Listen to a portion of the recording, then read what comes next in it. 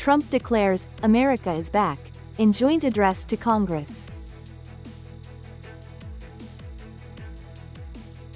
Arab leaders endorse $53 billion plan to rebuild Gaza to counter Trump's proposal.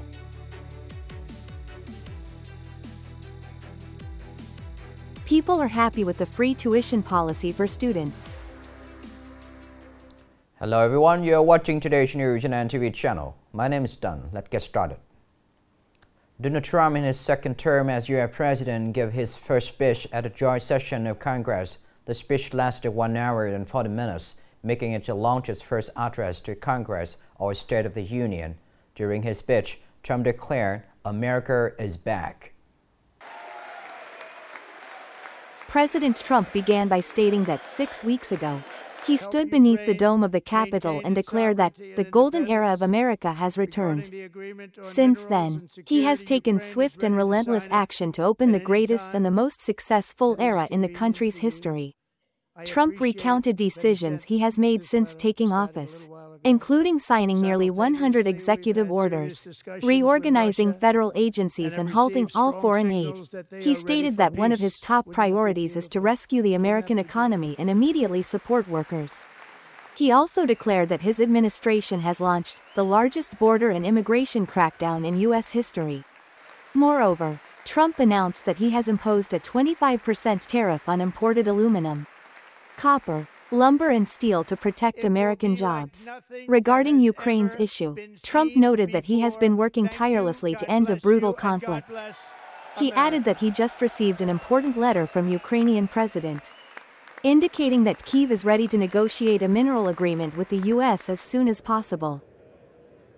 Arab leaders have approved Egypt's $53 billion USD plan for the Gaza Strip, aiming to counter U.S. President Trump's Middle East Riviera plan.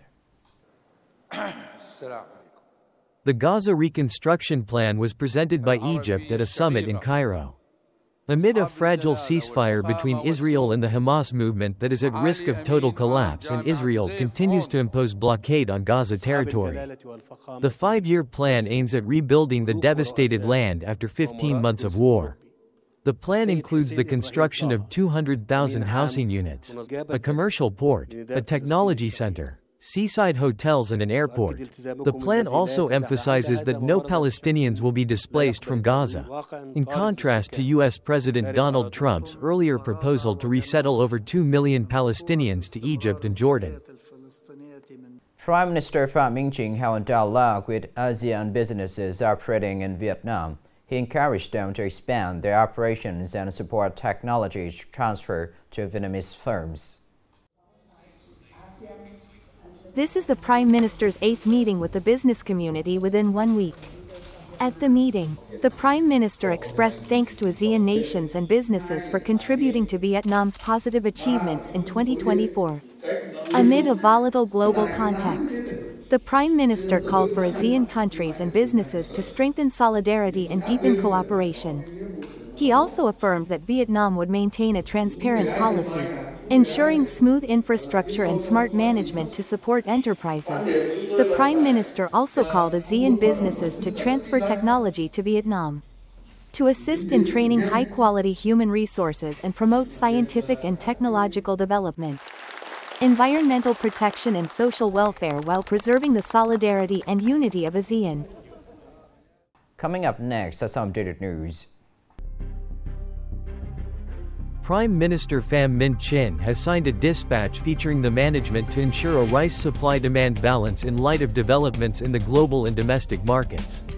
The Prime Minister called for relevant ministries, agencies, and localities to enhance coordination, closely monitor the market and make timely adjustments in production and export. Specific measures include increasing support for farmers and businesses in purchasing and exporting rice, launching programs for developing high-quality rice production connected with green growth,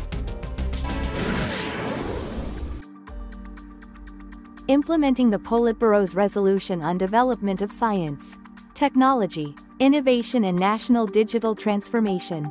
Nghệ An is striving to rank among the top 25 provinces in the country with the best digital transformation index by 2030, in which The local aims for its Provincial Innovation Index in the top 20 of the country.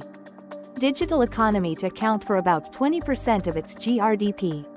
The rate of online public service utilization by citizens and enterprises to exceed 80%. With cashless transactions to reach 80%. The number of companies meeting the criteria of science and technology enterprises and innovative startups increased by 3 times compared to 2020.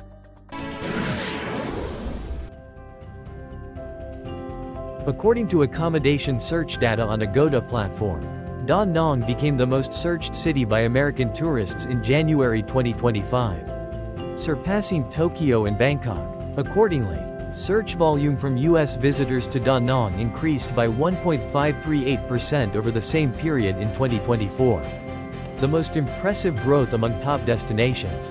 The search trend shows that Da Nang has entered the top 5 cities of interest to North American tourists since July last year and maintained this position continuously since then. Vietnam in general is also becoming the most sought-after destination for American tourists. Accordingly, in 2024, search volume has increased by 174% compared to the previous year.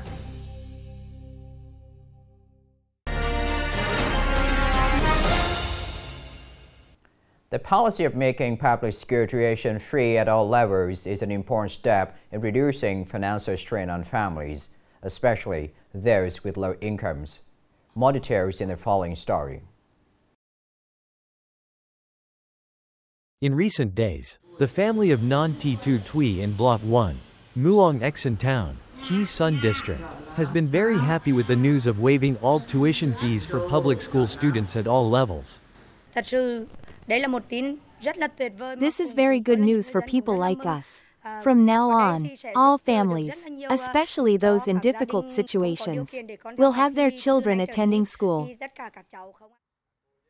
Ho Zan Hong Secondary School in Queen Lu District is one of the key high-quality schools in Nghệ An Province.